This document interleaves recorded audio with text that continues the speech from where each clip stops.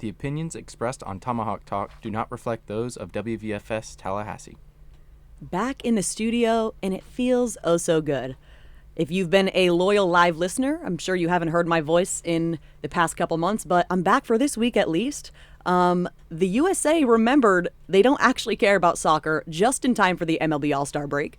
FSU football continues to disappoint their fan base, and LeBron is squeezing every last drop of attention out of his retirement tour. All of that and more to come tonight as we welcome you into another episode of Tomahawk Talk. I'm your host, Gia Ciaccio, joined by my co-host for tonight, Andrew Witherspoon, making his debut in the co-host chair, as well as our panelists, Will McBroom, Matty Ice, and Henson White. We'll be taking your calls at 850-644-1837. That's 850-644-1837. And please call in because as I've been doing these Tomahawk Talks over Zoom, I've been, involuntarily silencing my listeners. So please listen in. Will, I want to start off with you first because we exchanged some heated words about FSU athletics overall. I mean, FSU football, we obviously know, it's been a pretty steep slope heading down, but especially with the announcement of Woody Hayes, the voice of Doak, being fired on a whim, I think we're all extra outraged. Yeah, I don't understand any sort of logic for this decision. For one thing, it was excellent reporting by Allison Posey with WCTV to get that interview, and I really appreciated the honesty that Woody had in it, where he talked about basically being fired via phone call by FSU. From the sound of it, I'm not going to say I know that this happened. It sounds like FSU did what a lot of operations within the university tend to do, where they just have students do it. Sounds like they just had a student do this. He said it sounded like it was somebody headed to lunch or something like that just took it that lightly. They said he's still in charge for now of calling men's and women's basketball. He mentioned, it's hard to not feel like you have to look over your shoulder at all times at that point. It doesn't make sense for a lot of reasons. For one thing, with a PA announcer, that's someone who has a relationship with the students and the fans. Like, that's not something that you say, oh, we're getting like a better one from this place. 16 years. Yeah. 16 years. Yeah. And it's not like you're firing him. It's not like, oh, something, behind the scenes must have happened. I mean, he's still the voice at the Tuck. He's still going to be the PA for basketball. And he wouldn't give that interview if there was something that was going to come out. Totally. Either. And he was completely blindsided, he said, and he's, saying he's deeply hurt. I can't even wrap my head around why. Like, why would FSU football want to continue to disappoint their fan base and even more? The voice of Doak. I mean, he's gone on a whim. He didn't even expect that. Yeah, it's a completely unnecessary move. I don't know why they're doing it. Sometimes they've been making these changes just for the sake of change, which is kind of how you don't have competent people in charge. And just in general, it reflects what's been going on, with FSU athletics in a lot of aspects. Is just, and also another thing that I wondered about, who are you getting to do the job? I mean, is FSU testing out some sort of AI generated thing so they don't have to pay anybody? Are they getting a student and saying, oh, here's a nice honestly, $50 I wouldn't put stipend? it past them at this point. They're being so frugal, and Yeah, and it's not the fans' fault that you decided to spend $260 million that you didn't have to take 10,000 seats out of the stadium and make it a better experience for boosters. Clearly that money hasn't come back around the way you thought it was going to. Your team sucks too. You're not spending money there. But I don't get the decision. It's a bad look. I wouldn't want to take that job at Florida State if I was offered it either, knowing that they treat somebody who's been there 16 years, 57 years old too. This isn't a guy who, is in his mid-70s and you're like, okay, like your time has passed. Still, in his prime form. Did anybody go to a football game and be like, wow, this PA announcer's really letting us down? I didn't have that experience at any point. That was really the only good part of the football games for quite a bit of the season. So it's ridiculous. It's a really bad look for FSU, and you think about just how it follows up recent patterns. I mean, the social media, the AI graphic designs that they've been using, rather than, just getting students who would be eager to have the opportunity to make that sort of thing. Now, let's just pop this into a prompt and just churn it out and make it look terrible.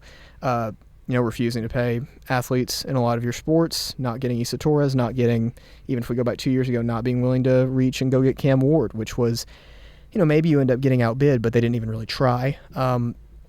And I mean, even down to stuff that's going on with, some of their other sports. The volleyball camp here that has changed pretty starkly into much more of a recruiting-oriented thing. I can you saw that say. firsthand, didn't you? Yeah, I did. It's really disappointing. You move on from a guy like Chris Poole to the current administration, and stuff is changing pretty much all for the worse across the board. I could bring up also just the costs that are consistently thrown upon students at the university. Can't overnight park on campus, so let's just lower the safety around here as well, just so we can get an extra however much out of each student. It's bad. It's athletics. It's the school. I feel like since I got here in 2022, consistently everything has gotten worse, and Worse? But what about Herman? You were teeing him up for that one. I was. It's just it's a shame. I don't Tom Herman. I don't want to. Oh my God. So here's the thing about Tom Herman. Okay. The floor is yours, Will, please. Yeah. First of all, you made this decision in July, so I'm assuming this is a recruiting thing, maybe, or it's just an offensive analyst, the way they brought in Rick Stockstill a few years ago from Middle Tennessee.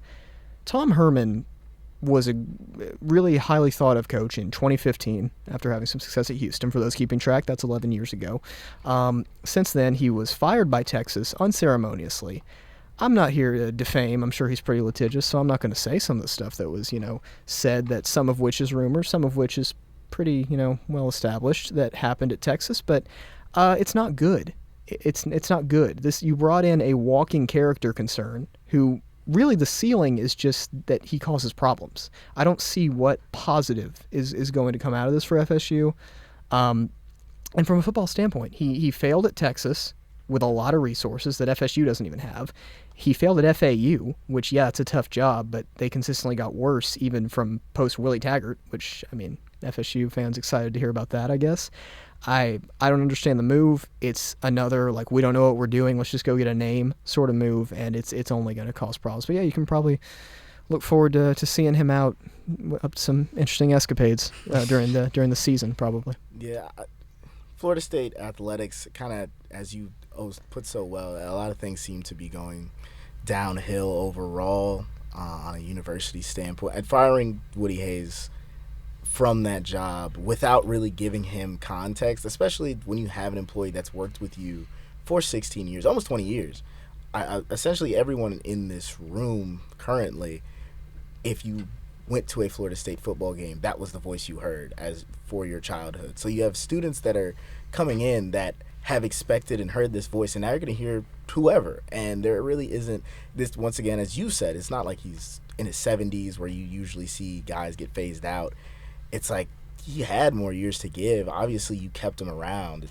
Who are you bringing in? Yeah. It's like if Morgan Freeman himself is not coming in to be the PA announcer, then I can't imagine anyone better for the role. They'd love to pay him all that money, I'm sure. Well, again, you can have someone who I guess you listen to and just by preference say, oh, I think this guy's really good. This isn't a job where you go poach somebody from another school. It's about the connection that's established with the fans, because fans aren't going to just have somebody run and be like, ooh, you know what? This guy's got a really nice voice. That's not how that works. So I don't understand, what they could possibly do there, except for, like I said, doing something more embarrassing, like hiring a student for it and just being like, yeah, this way we can pay a little bit less. We can save what I can't imagine you're saving that much money even, too, because you didn't fire him overall. You got him off of football games, which is 12 Saturdays a year. So whatever the motivation, there's really no good answer they could give at this point for why that happened. Honestly, I couldn't even think of an answer until you mentioned all the AI stuff that's been like that. Honestly, I wouldn't put that past them to, I don't know, try to save money somehow. Or if there was an AI voice as the PA announcer, I'm probably just picking up my belongings and leaving Doak. That would just be just absolutely. What would the voice be? Let's go Seminoles. Yeah, it'd just be something like that, just something really like the TikTok voice. And also, I just wanted to put it out there, I never thought I would be on this show and hear Will McBroom say on this FSU student radio show about how FSU has extorted him for the past 4 years, and that the campus experience has gotten worse. And they have the nerve to tell me to, tell them why they should let me into grad school. I'm offering you more money. I don't know what the question is here. Did not realize firing Woody Hayes would get to that point. It's. But I agree. It's terrible. He's iconic. I'm from Tallahassee, so I've grown up here. in all my life, Woody Hayes has been the PA announcer for football and basketball too. Like, he has that iconic 3 call, and that's electric. And dang Jerry, when Jerry Dang was here, that was tough. Oh, he's gotten so much better the last couple of years, especially coming up with those little tidbit calls, that are personalized. I guess player personalized, like kind of what the animals do at baseball. So that's cool. I guess good thing we get it at basketball, but I don't know, just a terrible decision. And like you said, Will, it's just breaks trust for anyone who would want to come here, because it doesn't matter how long you worked here. You could just one day get a random phone call from a student getting lunch one day that you're fired. So yeah, and they've made within the university a lot of decisions internally that are kind of reflective of, okay, you did this for us, now we're done with you. Like there's other stuff that's even beyond athletics that's happened here recently that it doesn't make you look good, doesn't make you look like a faithful institution to your employees. And also, like I mentioned, there's already so much of an effort to not hire anybody for anything that basically, if you don't go to the top of any sort of department here, you're talking to a student who their entire job is just to say no and just to get you off the phone. It's not well run. It's a bad reflection on everybody. I don't know. Do we blame President McCullough for everything? Like, I don't even know where to throw the blame now at this point. I don't know. I think we should just continue blaming Michael Alford That's for a good everything. call. Yeah.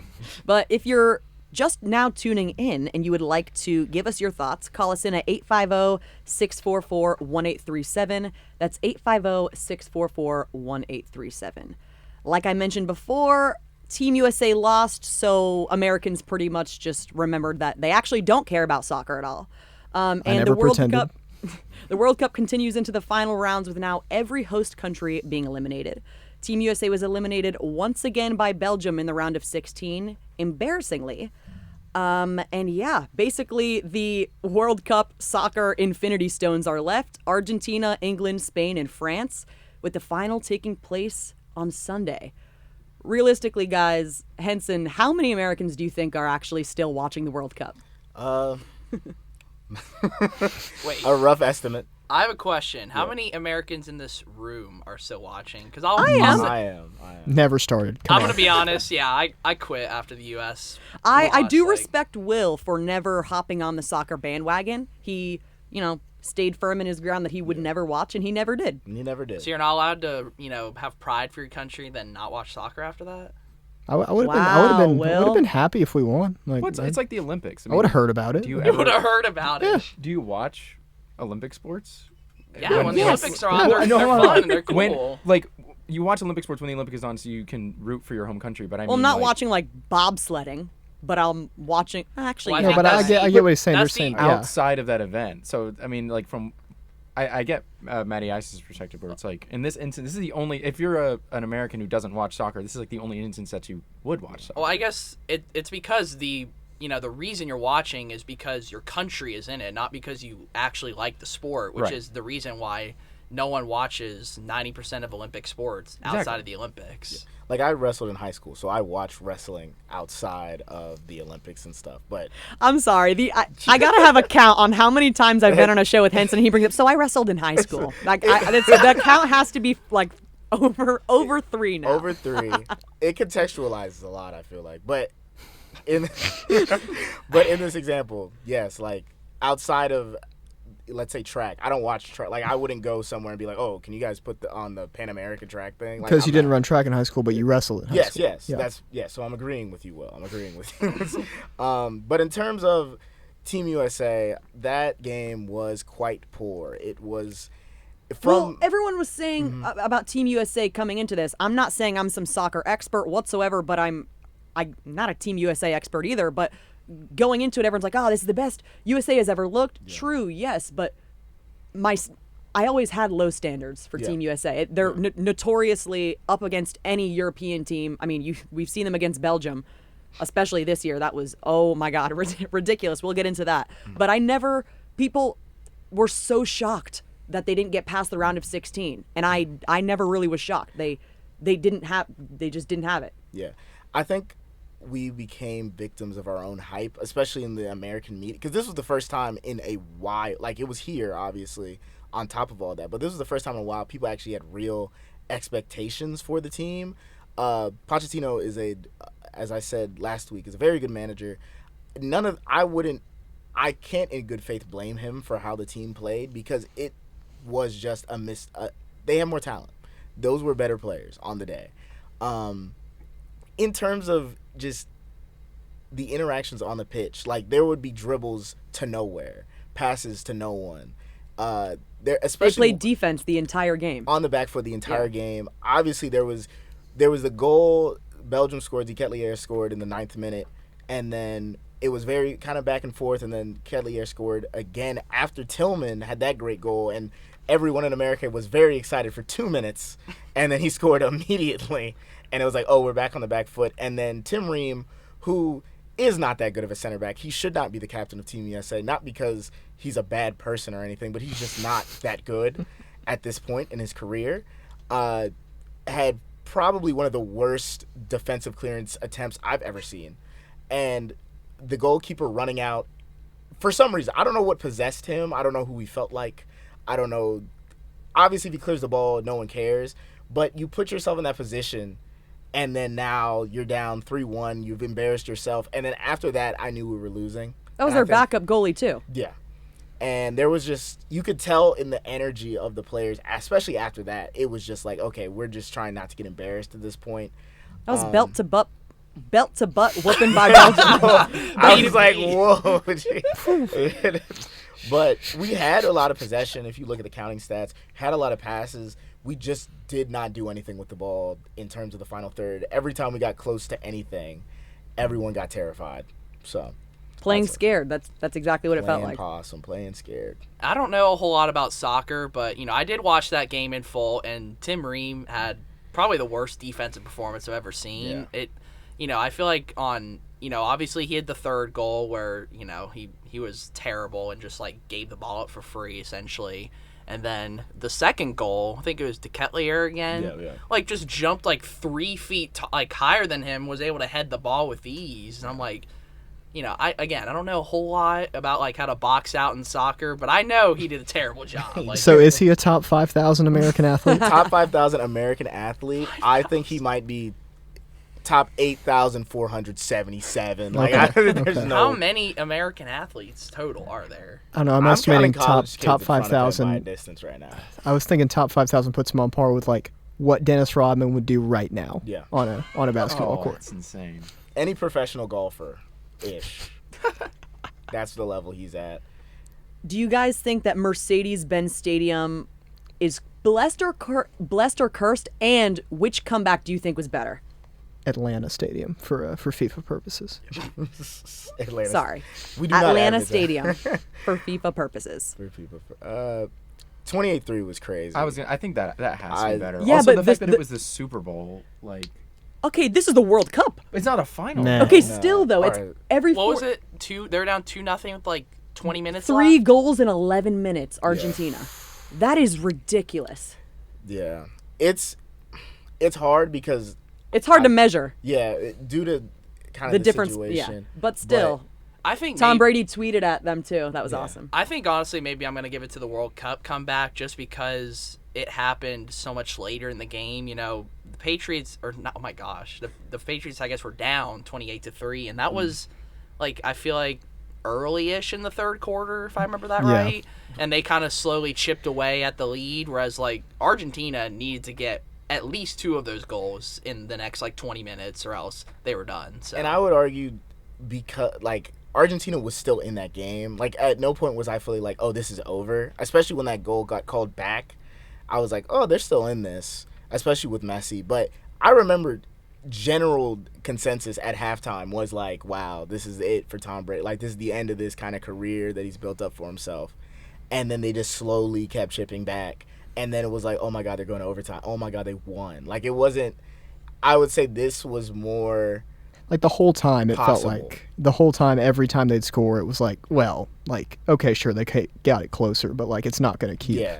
Right. Well, the way that the analogy that I'm thinking of is it would be like if in that Super Bowl the Falcons just threw like 2 pick sixes in a row, Yeah. where it just like accelerated everything. Because that's what the World Cup game was. It was very. But, like, even you said, scoring- 11 goals or 3 goals in 11 minutes. It's like insane. That is that is 3 and 11 minutes. Like in a obviously the Super Bowl's the same way. Like if you lose, that's it. But like that just really, I know I keep saying that's insane, but that 3 goals in 11 minutes was, absolutely insane. But I just wanted to say, I think the comparison is similar to being like if that game was 28-10 with like 7-8 minutes left in the fourth. I think then it's like that's the comparable. I think to this comeback. yeah, I agree with that. But final predictions for the World Cup, I'm gonna go. I think Argentina and Spain will play in the final, and I think Spain will win. I don't think Argentina will win back-to-back World Cups. I just think Spain is the better team. I'm going to have it's coming home. I think England's winning. Yes. I think England's winning this year. I'm doing this on behalf of some of my friends as well. But Argentina has not looked that good this whole entire tournament. Messi is carrying this team at like 40. It's absurd. I think it'll be England-France in the final, and we'll see what happens. But I believe it's Jude Bellingham, man. He's electric. I agree with Henson here. I think it's coming home. I'm just so excited when they win that we get to see them sing Wonderwall with all their fans. And they also have the most players on the team that I think I can name as like a casual soccer fan. So that gives me something to root for. Come on, man! The 250th anniversary I know. of the U.S. separating from England, and all I hear is, "Oh man, I love England." Like, how is this acceptable? Red coat. Anyways, I agree. I think it's going to be a France-England final, but I think France is going to take home the win this time. They've been to the finals, assuming they go back this year, 3 straight World Cups, and Mbappe's incredible. He's probably a top 3 player in the entire world, and then you also have Dembele, who's also had a very good tournament.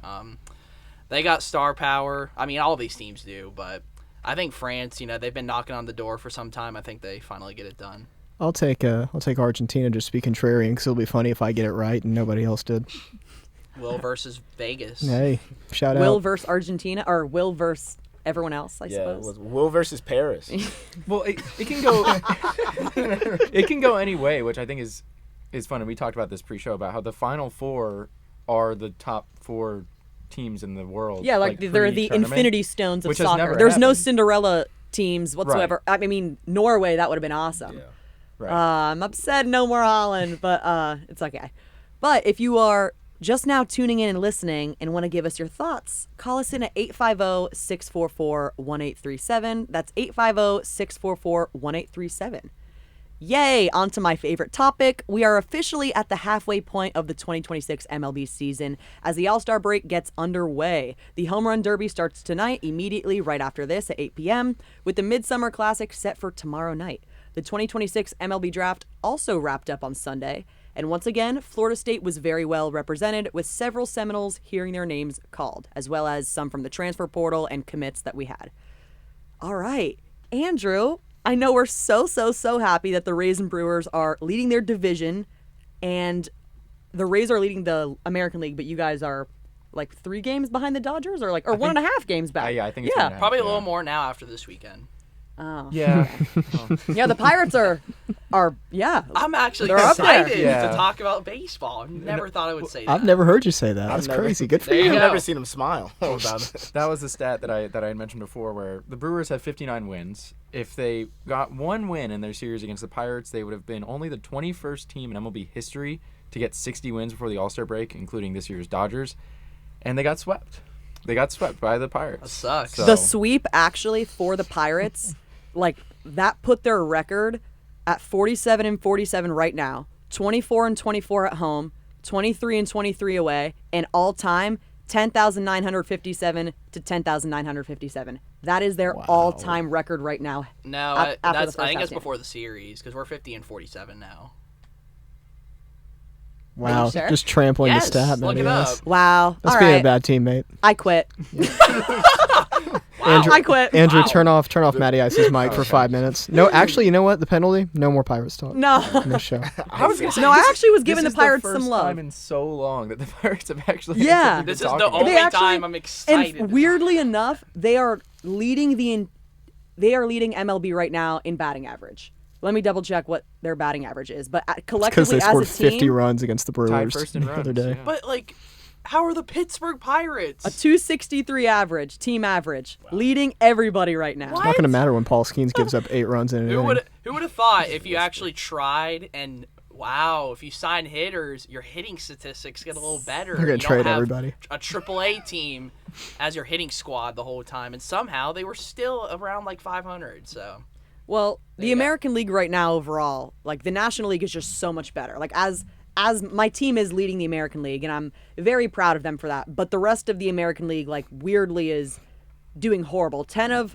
the National League's 15 teams are at above 500, and just 5 of the American League teams are winning above 500. 7 of the top 10 teams in baseball right now are National League teams: the Rays, Yankees, and White Sox. And it's like The White Sox being second looks so weird to me.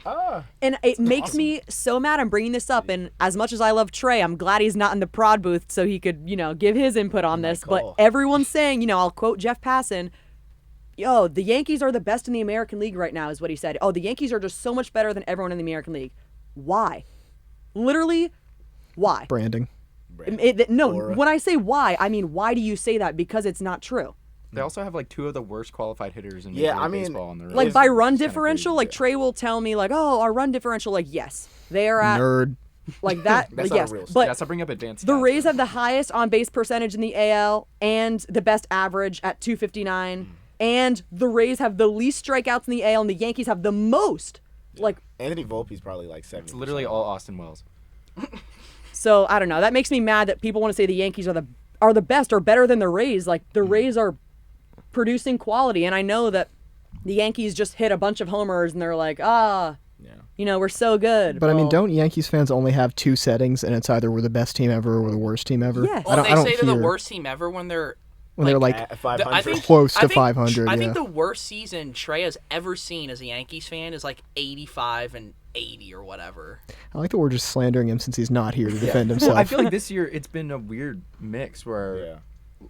I feel like at times I've heard like Austin Wells and there's one other. Is it Volpe? It is Volpe is They're so literally awful. like so awful. So the Yankees fans are like won't stop talking about that, but it's like they're also like fine. So yeah, I don't know. They're in a weird spot, but I feel like they always are. they're doing fine as long as they stay at least 3 games back. I'm totally fine with that. And I think part of it is also just the narratives that you'll see from Yankees-based sports media, where it's like Volpe and Wells are so bad, and you'll hear them harp on them so much that you would just assume they are doing way worse than they are. And then you'll look at the record and you're like, oh, they are second. Well, they're a in the lot AL more East. known team too. Like Yeah. you're not going to hear anyone that knows the Rays say, or you're not going to hear a common baseball fan say like, "Oh, that Ben Williamson guy. We Oh, gotta that get- Ryan Valade guy." Like We they're gotta not get that saying guy. that. Like they're talking about these players because they're the Yankees, and like, saying that. Well, that's the thing. You look at who they're surrounded by. They're like, who else is going to generate mainstream conversation? Because you're looking at Tampa Bay, the lesser Chicago brand, Texas. Like, I don't think you're going to get that same Andrew, amount of attention. if you just want to lower that microphone in the prod booth microphone, yeah, just That's you, big dog. oh, it is me. It is me. Turn my mic off. Sorry, Henson. Yeah, Henson. Like, what the heck? Yeah, Henson, why'd you make me say that? Oh, I'm sorry. I didn't insult the team. I insulted the brand. Yeah, That's a little we're, worse. hey, we're striving. They're a better for, team We're than the striving Yankees for right better. They are, There you and go. new ownership. There's a new stadium coming, and we're things. Tides are turning. Tides are turning in Tampa Bay. That is for sure. But the home run derby is tonight, and my very own Junior Caminero from the Rays will be winning. Realistically, I'll take a step back. I think either Ben Rice, Caminero. I think Caminero, then Ben Rice, then Schwarber. Those are my top 3 contenders to win. I think Jack Caglianone, I just don't see him. even being close, to be honest. I'm sorry. He's a great power hitter. Why but him specifically? He's had 14 home runs on the season. The total number of home runs going into the home run derby I understand, is not but particularly relevant. you also see the streaks that these guys have gone on. Junior Caminero, when he started getting ready for the home run derby again, he hits 10 home runs in 11 games, goes on a 7-game home run game streak, had a 3-homer game, and Ben Rice too even went on a hot streak after. I think Ben plays Rice in and Junior Yankee Stadium as a Caminero, lefty. Junior Caminero and Ben Rice. She did not like that. Wow. I hate. They're that at horse. the age, and they're at the age where it's going to be one of them. I think Kyle Schwarber. I mean, naturally, being Kyle Schwarber, Yeah, he might just break the rules. yeah. But and Bryce Harper, that's awesome that he's in it. He hasn't been in it in almost 10 years, but I don't think him and Schwarber are a little not old, but they're older than Ben Rice and Caminero. They are old. And It's okay to Caglione. call them old. They're not gonna get you, I promise. But You don't think they're listening right now? Bryce Harper, if you're listening right They're now, in Philly right now. Everyone's huddled in their hotel room listening to around Tomahawk Talk right now. For pre-game the Tom Herman's going to be a Yeah. lot more mad than they would hearing this. So. Jack Or Aguilera. maybe Michael Alford. And his wife. Not Alfred's, Tom Herman. Okay, Oh, I was like, huh? whoa, okay. That would've been nuts. They're still married somehow. Good for them. As far as the Wow. All-Star game, the National League has won, very frequently within the past few years. I think they're going to win again. Yeah. The National League is just much better than the American League this Yeah, year. that's right. Even though none of my players are playing. Oh, whoa. Oh my gosh. Oh, He's wait, fired sorry, up. He's two watching pitchers. baseball again. We got 2 pitchers. I'm back. Should I ask that? I didn't realize until this weekend that we're one of the best hitting teams in baseball. Yeah. Wow. And our run differential's really good. Oh, that So fake stat. some people use that stat. So We didn't get any Marlins talk on. Did you want to? Cole's not here. I don't feel pressured to. So, but they have been Yeah, doing they're quite good. well. Yeah, doing pretty good. They exist. The Red They're Sox in are the also wild card. coming back. They've Weirdly, won 9 games in a row. yeah. I don't The, know. but I will I say hate the Red them. Sox, they've had, they won the past 9 and they had 3 sweeps, but it was to the White Sox, Angel. Actually, the White Sox. The That's, White a, Sox are- White that's a Sox are great pretty sweep. good. Yeah, That's a but good- it was the Mets and the Can we get a Mets who talk else? for 5 Oh, minutes? and the Angels. Los so, Angeles Angels What of are the Anaheim. Mets doing? Nothing. My favorite thing What is they're going doing on is Instagram nothing. and seeing every week there's just something. There's some stupid thing happening in their stadium while they're just getting blown out, and I think it's actually hilarious. I think the Mets are the equivalent of someone who doesn't have that much money and then they win the lottery, so they get a whole bunch.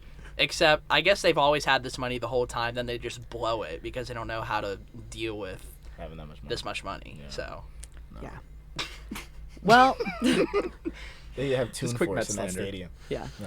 The 2026 draft, though, as expected, last year was the most FSU saw. 11 players plus 1 free agent got sent to professional baseball. This year was 7 plus a lot of transfers and commits that got drafted as well, none of which who have signed.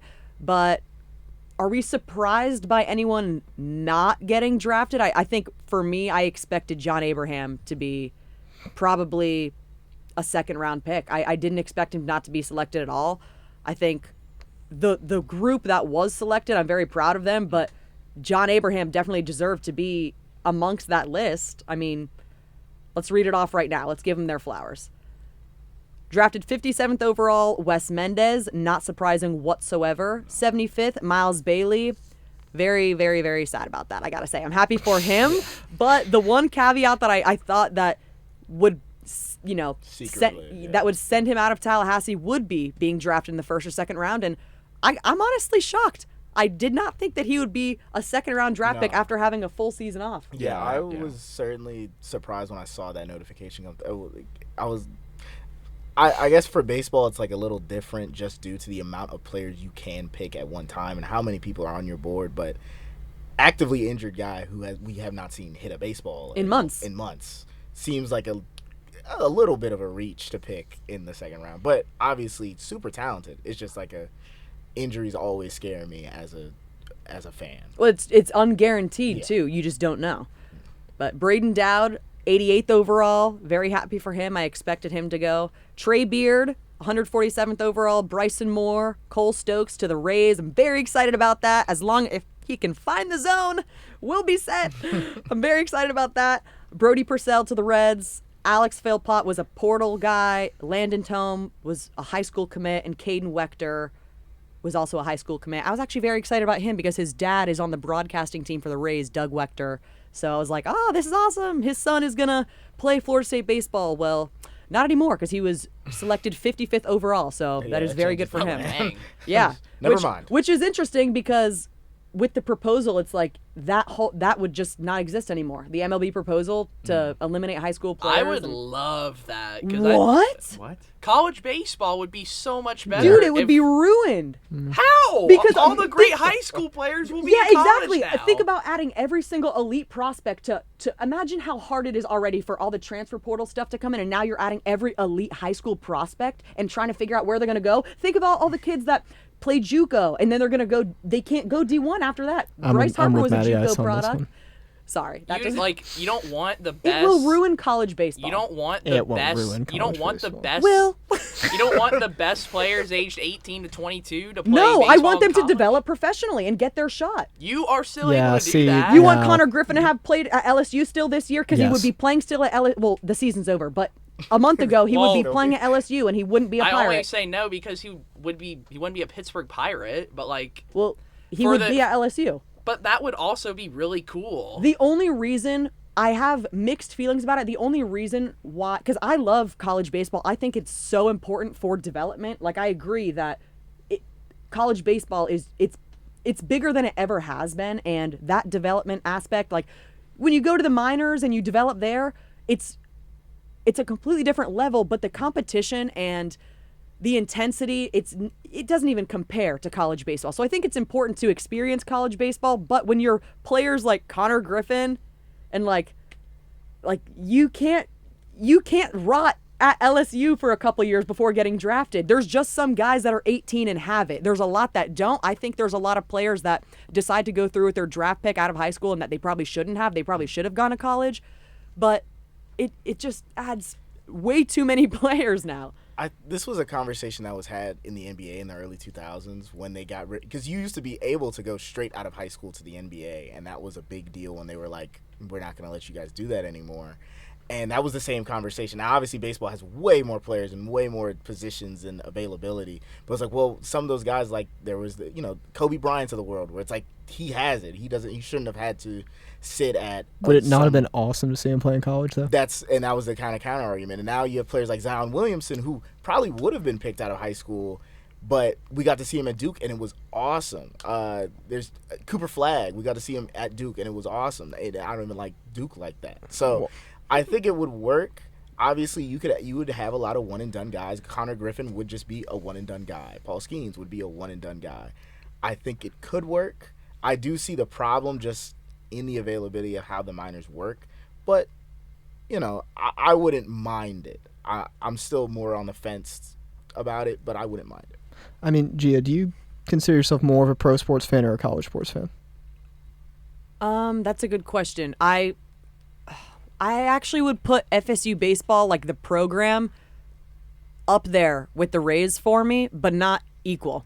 I would say probably actually, like entire sport. I think like, I'm are only you... I think I'm only as big of a college sports fan as I am because I'm in college. Yeah. So I think Realistically. that's kind of the divide, I think, in this argument. Neither side's wrong. I think it's just a matter of what you prefer because, I mean, you're going to want those best players to get to the pros quicker versus college sports. You want as much to benefit college sports, and you don't really care as much about when they progress to the professional league. I'm not talking about what's benefiting professional sports and what's benefiting college sports. I'm talking about what's benefiting these players, what's best for the players, because there are a lot of times when players get selected out of high school and they rot in the minor leagues and they end up still being in single A when they're 22 years old and they got drafted when they were 18. And instead, they, when they had a commitment to whatever D1 school that they could have absolutely had an insane college season or two, or, well, you have to have two. And again, there's a lot more of those, aren't there? I mean, that are affected that way. What do you, a lot more what? A lot more of those than those players who are compared to the amount of players who do come out and it's like, no, this guy's ready to just go. That is true. But then you have guys like Bryce Harper, who was a JUCO product, who, graduated early and didn't even go to a D1 school ever. So I think it trickles down from even anything that's not D2 or D1 is screwed, truly. It's the D1 level is going to be 1 billion times more competitive. It already is. I can't even imagine what it's going to do to D2, D3, JUCO. Like JUCO won't even exist anymore. But if you add these players to if you add these players to college, wouldn't it wouldn't it be a trickle down effect where the worst players at D1 would then you go to could D2? say that, but think about how many players will get overlooked even more. How many players they get overlooked, and so they're all right, and they play. They even might play in their hometown, and they'll play at a JUCO school, and then they get they commit to a D1 school because they were seen in JUCO. You'll have all those really good kids play JUCO now, so now JUCO baseball is really good, and now the standard for baseball is just even higher. It's already higher. What's wrong with that? Is that the worst thing though? It's already super high. You have 17-year-olds playing. You're catering to the exception. Baseball. No, you're catering to the exceptions who are having to make their way through all of that and aren't starting. I don't feel like it's a bad thing to have that be more competitive. I don't know. I have not thought about the ins and outs of this issue as much as clearly you guys have. College baseball recently has gotten a lot better. It's gotten a lot more competitive because of NIL and because of reducing the draft. I think now, I think FSU is a good example of how incredibly competitive the market, even just from a program perspective, with how competitive the market is for getting players. I feel like the prices of everything would shoot up if I'm a program trying to find players. Honestly, I think I'm just a traditionalist in that I don't really think it needs to change. I think there are aspects of it that I like that I can't even really quantify why. I think the system right now is just it. I think it works fine. I think it works. It's just interesting to me because it's these conversations in the others basketball specifically had a much longer round system.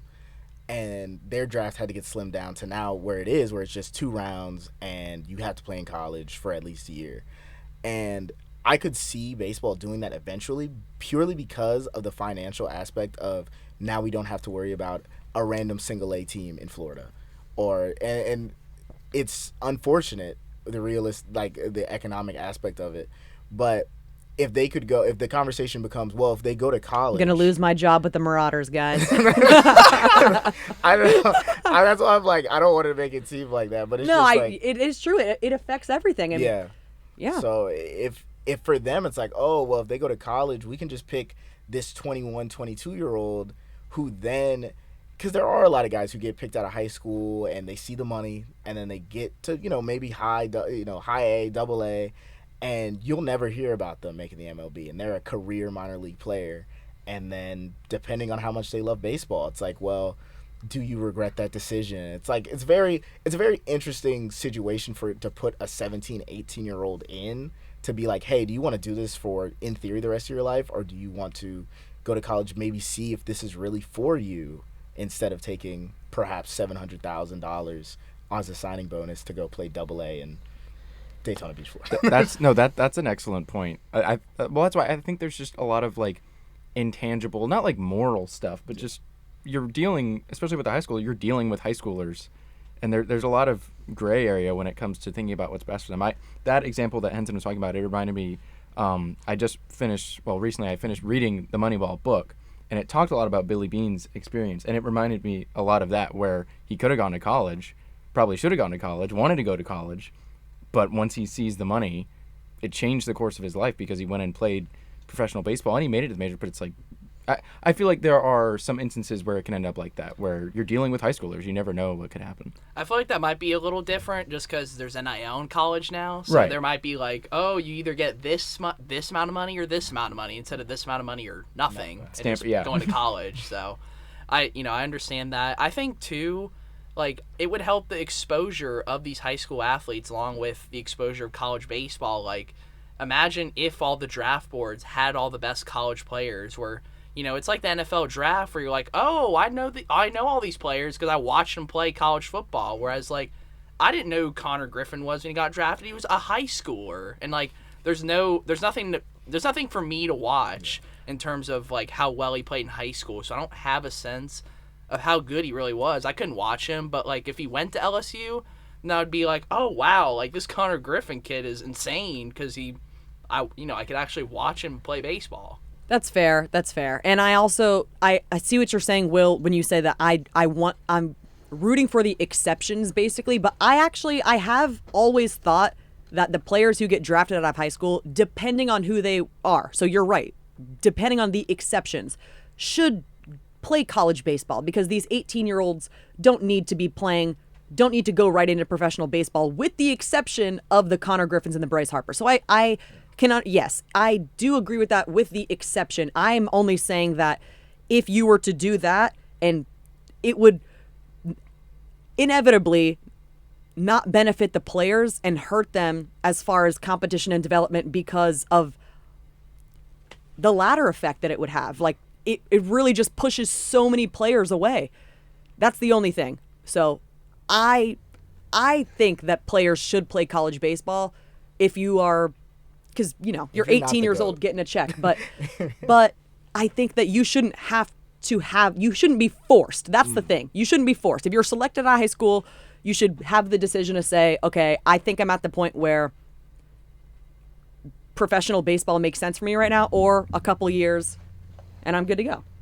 I just wanted to say the whole exposure argument I made also applies to when Will shamed the Pirates last year for the Seth Hernandez pick, and I had nothing to base it off of, so I kind of just had to take it because I can't be like, oh, well, Seth Hernandez did this, this, and this. It's great because I didn't know what I was talking about either. He was in high school, so I had no clue. Will thought he was the worst player of all time. Spoiler alert, he's probably going to... He's still not better than Kruz, dude. Okay.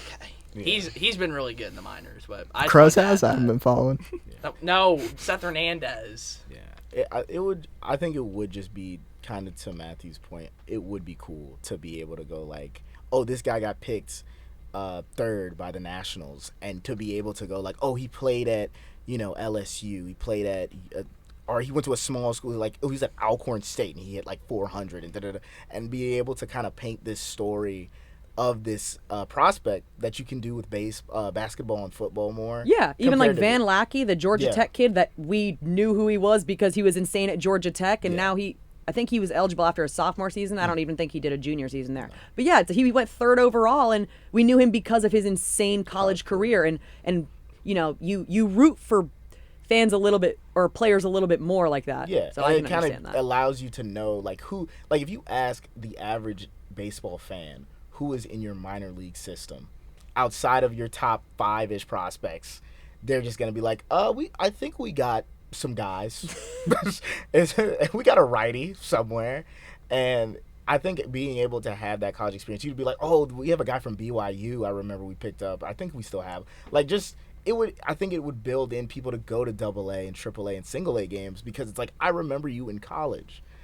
There's that kind of disconnect there. Like, it's like watching the summer league almost. But more constant. Well, I have some bad news. Oh God, what is it? Kruz is in single A right now, and Kruz. No, Gia, you weren't there. Apparently it's Kruz. It's O'Neal Cruz. No. Kruz Schoolcraft. Yeah. Oh, I was like, this guy. Oh. Oh my gosh! Like, shocked to look at his. Is he ugly or something? You don't know about Kruz Schoolcraft? Anyways, in single A, approximately 3 people understand this joke that we're making. Well, right in single A, he's 1-5 with a 6.59 ERA. Oh, so wow. Not a great start. What's his FIP? Okay. Does he have his FIP on there? Oh, wait, let me look. I hope. Okay. So I know. FIP is on there, 177. I'm glad Avery's listening. I hope Kate's listening, right. so that we have the 2 other people that will understand what we're talking about here. Well, this is the future of Thomas Whitteman's Padres. Florida State's entire weekend rotation is off from the draft, but I am happy that John Abraham, Kinnear, and Manka, and Delamalier, I know he's not a pitcher, but those are some notable names that are staying. Very excited about that. You can clip me on this. Next year, if Kinnear, Manka, and Abraham stay, I think Manka is going to be your Sunday guy. I thought he was going to be your Sunday guy this season, but he had some tenderness and ended up, barely being a midweek guy. I think he's your Sunday guy. I think if they don't find, which they have found some good transfers, but if they don't find anyone, that can replace the Wes Mendez, I think John Abraham, honestly, is moved into the starting role, and you guys can shame me on that for however you want to, but I don't want to talk with you about John Abraham anymore. I don't want to talk with you about John Abraham either, Will. How about that? How about that? Hey, they got the GOAT as their coach, though, so I will anything say can happen. they have had some. They do have the GOAT. Thank you, thank you. Yes, they do. She remembered her bit. It wasn't a bit. It wasn't a bit. Yeah, He is the Henson, you GOAT. can't explain the show like that. You gotta mute his mic. Yeah, turn me off. I will say there has been some great incoming transfers, but we have one, Isaiah Shader. He's an incoming sophomore from Penn State, and I was excited to see a Penn State pitcher, Because but I don't know why. Because we are. We are. Well, just another, we had someone from Northwestern, Yeah, just there's like a some big baseball name powerhouse, school. Penn State. No, I'm just saying, like, Do they have the? He is- I didn't know they had the sport up there. Only like after March. Okay. he has a 15.2 strikeout rate. And he's only struck out 38 batters through 250 at-bats. And he's a starter, but he has not pitched for longer than 5 2/3. So, yeah, he has a 9.43 ERA. And I'm not exactly sure what was seen in him. Maybe they're seeing some I don't know, some magic that we don't see. But I'm going I'm to... looking at the advanced stats. Penn State probably doesn't have the best developmental staff. I'll say. Also, to be fair, Wes Mendez had like a 6 ERA from Ole Miss when he came here, and Yeah. look how That's that fair. went. And then But you he guys all want to... completely blew up our postseason chances his first year, so this should go well. Dang. Wow.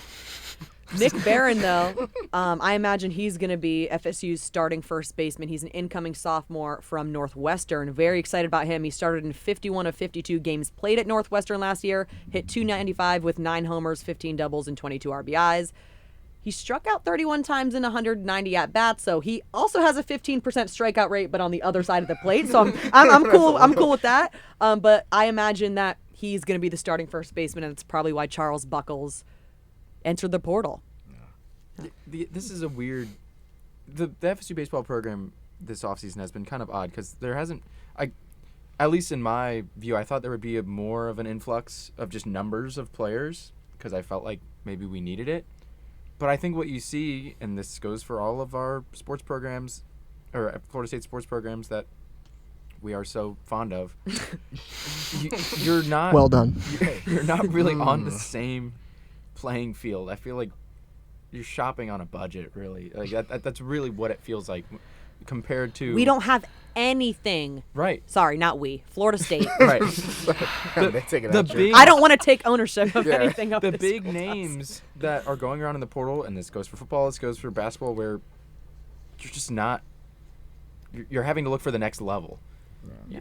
I don't know. You're trying to Luke find the Laux diamonds in is the rough, and basically it's the hard. only, Right. recruiter, and he has, pretty good story. Hey, look what I did for these guys. Got him from St. Bonaventure, and now he's a Warrior. After hearing this segment, they're definitely going to let us start having baseball players on here. Well, it's not that it can't got it, work. Andrew. Like we mentioned Wes Mendez and other players. And Wes Mendez, John Abraham, they became, Right. And you guys wanted to slander Micah Posey, which God. I never will. All right. You I'll know do what? it. We're moving on from this. We're moving on from this. Where's LeBron going, guys? Miami. The LeBron and Bronny era has officially ended. LeBron informed the Lakers he would be leaving the franchise less than 24 hours after Bronny's contract was confirmed for the following season, making LeBron either the best or the worst dad ever. I'm not sure. But now the entire basketball world is waiting one of the greatest to ever do it, and he's going to decide his final chapter of his Hall of Fame career. First off, what are we going to have Will do if LeBron do goes anything. to Miami? We need to decide it right here on the show. What is Will doing if LeBron goes to Miami? Not like a punishment, but we need to have him do something crazy. Oh. Like I was gonna say drive to Miami. he would do that anyways. You wouldn't have to ask. Maybe this. Did you say drive to Miami? Yeah. I was. Don't do that. He would do that anyways. I'll spend a gonna say weekend. Drive to Miami, and he can't come back until he gets the LeBron energy. Like we gotta have you. I guess the fountain isn't the 21st birthday fountain things aren't really happening anymore. But I maybe have you Another great thing swim FSU's doing. yeah, another great thing FSU has taken. But yeah, we gotta decide what Will's gonna have to do so we can get that out there. Well, clearly Miami needs an adult in the room because some other external. I stuff think going on Miami makes the most sense for LeBron. Everyone, I don't know why the Sixers are even in the question. I really just don't think that makes sense. I think it's either going to be the Cavs or the Heat, and I think that he's already proved what he's needed to prove in Cleveland. He's going to Miami. His last year's going to be in a big city.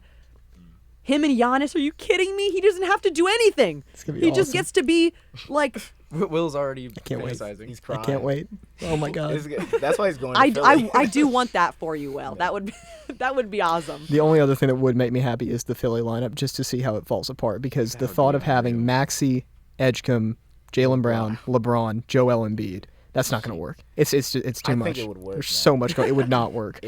So now we've switched up from the okay. Well, no, I didn't switch up from anything. What are you talking about? Well, I guess the question is LeBron title chasing or he's going to have a reunion? If he's title chasing, he's not going to Cleveland or Miami. Right. Well, Okay, honestly, No, Miami's not a bad spot at that point because Yeah. you have LeBron. You don't have a 3-point shooter. I did see reports about Klay Thompson, so maybe. Hey. yeah. Giannis, Bam, and LeBron? Yeah, none of those guys can shoot consistently though.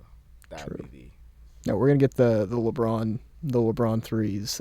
from We get 10 of the those per logo. game. Yeah, it's Yeah. gonna be fun. He's gonna start shooting 50%. Like 180-plus point game with LeBron and Giannis too. Like that that would feed families. Well, we discussed this topic at length in our most recent Graveyard Shift episode, so you can listen to that because we do talk about this a lot. And I think what we came to the conclusion of is there's kind of this weird decision where he's either going somewhere for like retirement tour nostalgia stuff, which would be Cleveland or Miami, or he's going somewhere to win. But the places where he would go to win, I mean, we threw Miami out there, but it's like they're just kind of weird. There's like the 76ers, the Nuggets were in that conversation. The Warriors too. Right. Yeah. So it's like, well, I don't, But that team sucks. What do you mean? if he's going to the Warriors, he's not trying to win. He's going for vibes. Just and having Right. fun. It's like I'm just having a little fun my last year. Also, he's a great dad for leaving LA. I agree. Yeah. Because, well, maybe not the leaving LA part if we're considering the Lakers his son, but he did his real son Bronny pretty nice by giving him that guaranteed contract, and now he has another year to practice his Walmart interview. So Wow. As a that's great for him. As a Lakers fan, He's it's gonna be really starting fun. for him. I was going to say he will probably end up starting way more games than he should. If he progresses, he wasn't bad last year. In all honesty, I still believe. in limited minutes. I don't think anyone, including myself, expects him to be some all NBA level guy. I mean, if he's just a solid 3-and-D guy off the bench, I will not be mad at that for a middle second round pick. That's respectable. I think Miami makes sense on paper. He does not like James Harden, so then Cleveland has to shuffle pieces around for that. They still wouldn't really have a proper point guard. Does anybody like James Harden? No one likes James Harden, I don't think. But if he's just purely trying to win and is puts his hands over his ears and does not care what people say, Philadelphia makes so much sense in a purely win now scenario. The Spurs made a lot of sense as well, but they picked up Tobias Harris instead of LeBron, so they're having a great time in San Antonio. But that's all I have to say. Let's give a final prediction, and Will, I'll start with you. Miami. Okay. Wow. I imagine you would have said that, but you really be neutral here. You really think he's going to Miami? Yeah. I think so too. I agree with you on that. Henson, Matty Ice, where do you think he's going? I've seen a lot of traction that he's going to go to the Warriors, so I guess that'll be my prediction. And also, it would be so lame if I'm like, oh, he's going to go to the Heat for this. It's just so boring. He has 4 decisions, and all of them would be the Cavs or the Heat. Whatever. And I don't know. I could not see him in the Warriors. I would cry. And I think his Cleveland tenure ended so well, so I'm gonna say Philly. He's not gonna have 3 stints in Cleveland. In Cleveland, Ohio. Okay. He is his last year is gonna be in a big city in Miami. He's going to Miami. City of brothers Andrew, love. what do you think? I understand. You make a great point, and I said this alone on our on Graveyard. Nobody else would want to go to Cleveland, ride off into the sunset in Cleveland, Ohio. That's on nobody else's bucket list. I think he's going back. I think he's coming home. That's just where I agree that 2016, like the end was 2016 winning that ring and then leaving and going to LA. Like I think it should have worked out that way, but I think now that he's leaving LA, I think that kind of changes things. I think he's going back to Cleveland. I think that'll be fun. All right. Well, we're yet to find out. Let's get into some winners and losers of the week. Henson, you want to kick us off? Yeah, no problem. My winner is Sports LARP, of course.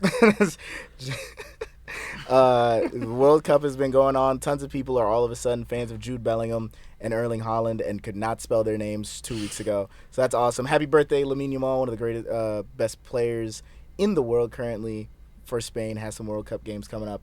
And my biggest loser is going to be Lamar Jackson. Went from the second-ranked player overall in the National Football League last year to the 69th ranked player. I don't know who does these rankings. I don't know who controls them. And just a simple shout-out to Tyler Hero for getting punched in the face by Bam Adebayo. Matty Ice? All right, my winner is Esmeralda Valdez because he had a crazy weekend against Milwaukee. He had the grand slam to put him up 7-6 in that first game, the doubleheader. And then he had another home run to give him the go-ahead run in the second game of the doubleheader. So he had a great weekend. Love him. He's been a revelation. My loser is the Love Island voter base. Not because of Brennedy, by the way. I voted for them. But why were Melanie and Sincere in the final? That was actually disgraceful, and I think everyone just wanted to vote him in just so Melanie would take all the money. But like, don't let a guy Melanie like was Huda. But she was. That's kind of true. And don't let a guy like Sincere in the final. His own dad literally said he was moving like really shady. Like, that's a terrible look. He went on national television and said he does not represent us. So that's a terrible look. All right, Andrew, your winner and loser of the week. My winner, I'm going to go niche here. If there's any fans of cycling, the Tour de France is happening right now. My winner is, I figured. My winner is Tadej Pogacar. He is in the yellow jersey right now, which means he's winning the race. Stage 5 was last week, and he had an incredible performance. He's maybe the greatest cyclist of all time at this point, and I think he's only 27. My loser is Scotty Scheffler, if there's any people that follow golf.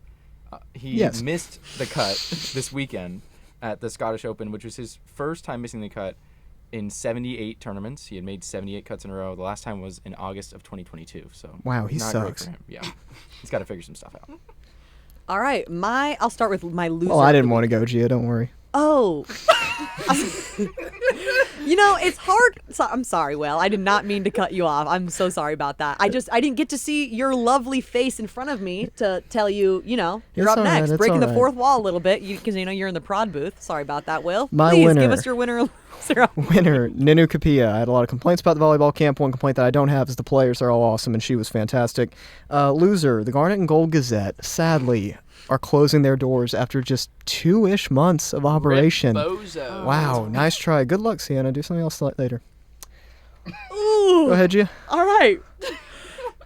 My winner and loser of the week. My loser is Swiftie fans because obviously Travis Kelce and Taylor Swift got married and their cake was brought outside and there was thousands, probably hundreds, I don't know the actual number, huge crowds of fans that were acting ridiculously. And as someone who has strong parasocial relationships with people like celebrities, that I love celebrities, y'all are crazy. Lock in. Taylor Swift, love her, but I don't think she wants you guys to be acting like that. My winner, Brennedy and Trice. Bryce and Trinity. Brennedy and Trice. Bryce and Trinity won Love Island Season 8. I am a fake fan. I stopped watching the past couple weeks, so I didn't get to see them win the final, but I did love them from day one. But that is it for tonight for Tomahawk Talk. We will be back here next Monday. Check out the Graveyard Shift wherever you get your podcasts. Follow V89 Sports on Instagram, Twitter. Check out our website with all of our writing and photography. Have a great week. And as always, from my co-host Andrew Witherspoon, tonight's panelists Matty Ice, Henson White, and from our producer Will McBroom, I'm Gia Ciaccio. You've been listening to WVFS Tallahassee, the voice of Florida State.